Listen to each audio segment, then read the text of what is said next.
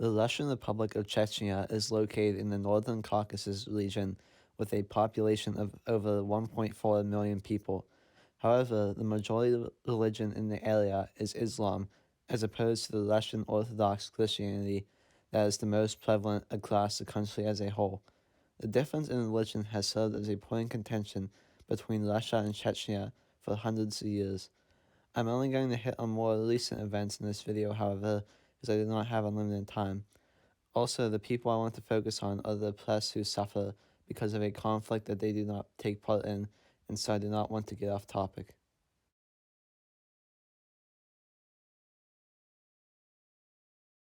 Chechnya had tried multiple times to try to gain independence throughout its history, but the dissolution of the Soviet Union in 1991 opened up a big opportunity for Chechnya to be successful. Factions within Chechnya had led to an internal, undeclared civil war starting in 1991 that destabilized the area and scared Moscow into action in 1994. The Russian president at the time, Boris Yeltsin, demanded that all forces in Chechnya surrender in order to, quote, restore constitutional order. However, the government within Chechnya's capital of Grozny ignored the ultimatum, which caused Yeltsin to begin heavy bombings of Chechnya. This was the beginning of the First Chechen War. Top Russian officials believed the war would be quick and decisive and would bring stability to Chechnya. This could not be further from the truth, as the Russians used huge amounts of force against the Chechens that led to thousands of civilian deaths while failing to bring peace to the region. The Chechens ended up repelling the Russians in 1996, causing Chechnya to regain de facto independence while still technically operating under Russian rule. The war was seen as a major failure that only increased tensions. When talking about the war, one Russian general by the name of Eduard Vorobyov was disgusted by the actions of his country, as he stated that it was a, quote, a crime to, quote, send the army against its own people.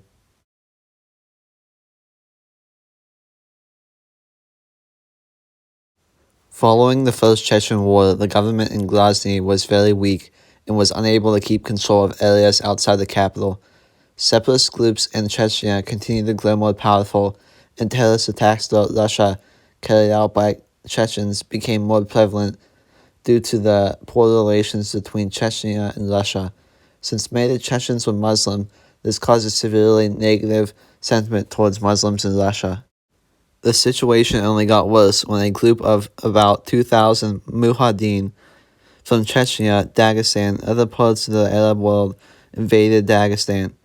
Mujahideen are people who engage in jihad, which is the armed struggle against Islam non-believers, usually associated with terrorism. Before the invasion of Dagestan was complete, there were numerous bombings across Russia that the Russian government connected back to Chechens. The bombings bolstered public support for a new full-scale war in Chechnya and led to the election of Vladimir Putin as president. Many people say the bombings were actually coordinated by the Russian government in order to give them a reason to invade. Russia then began to heavily bomb Chechnya, starting the Second Chechen War. This time, the Russians took Chechnya relatively swiftly, leaving thousands of civilians dead once again. The war took a huge toll on Chechnya and left many people homeless and without jobs. Also, the region's water is polluted because of the bombing and targeting of chemical facilities. A Russian politician named Ramzan Kadyrov was appointed head of the Chechen Republic in 2007 and has committed many human rights violations like torture, kidnapping, and assassination of critics. As Kadyrov rules with absolute power, it is unlikely that his reign of terror will end soon, and even when it does, a new leader will probably take the same approach in Chechnya. Overall, this has left more Chechens oppressed despite the terrorism that has occurred throughout Russia only being carried out by a small portion of the population. Islamophobia is common in Russia, and normal Chechen people are even suppressed in their homeland. The future looks bleak in Chechnya, but there has been some stability as there hasn't been a war since the Second Chechen War. That is the story of how Muslims and most of the Chechen population are oppressed today.